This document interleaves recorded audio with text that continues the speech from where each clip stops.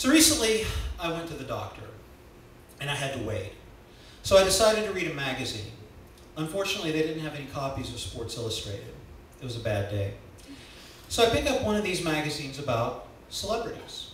Hey, I like celebrities as much as the next guy. So I'm flipping through it, just minding my own business, and I come to this little one-page fashion article on Jessica Biel. You guys know who Jessica Biel is? So the article's talking about how pretty Jessica is, and I'm like, yeah, okay, keep going. And then it says that Jessica always dresses to minimize her one major figure flaw. Would you like to know what Jessica Biel's one major figure flaw is?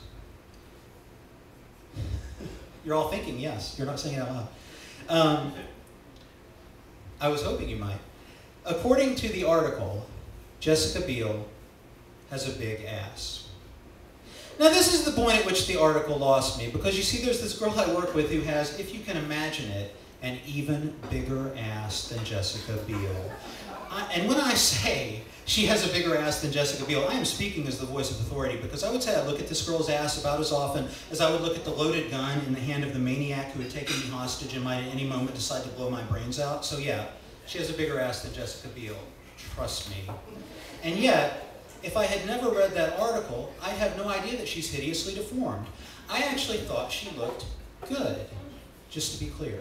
The article is not telling women they need to have a body like Jessica Biel. It's telling them that if they do have a body like Jessica Biel, that's not good enough. But is this sort of media BS really harmful to women? For anybody who might be tempted to say no, I would like to bring up the island nation of Fiji, which I do in pretty much all my poems anyway. In 1995, Fiji got television for the first time. In 1998, for the first time in their nation's history, doctors in Fiji started reporting cases of eating disorders. That's 3 years. I mean, think about how long we've had television. We must be really good at eating disorders by now.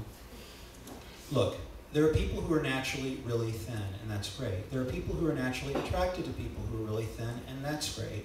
But why, as a society, are we telling women who are not naturally that thin that they have to become a size 0, that they have to erase themselves to have value? But you know, even as I say that, I'm not happy with the phrase, as a society. That's too abstract for me. There's no real accountability there. A society is just a bunch of people, right? Well, we're a bunch of people. I don't think women should starve themselves to live up to some arbitrary standard of beauty, do you? Well, great. We should pat ourselves on the back. We're not a bunch of assholes. Well, not for that reason, because you know I gotta be me. My point is, this situation wasn't created by society. It was created by human beings who had a choice and chose to advance their own careers and agendas at the expense of somebody else's health. So what should be done about this? I believe the simplest revenge would also be the most poetic. Don't buy those magazines. Don't watch those shows. Don't buy those products. Put those people out of business. Take away their meal ticket, and maybe they'll gain some perspective and empathy when they learn what it feels like to be starved.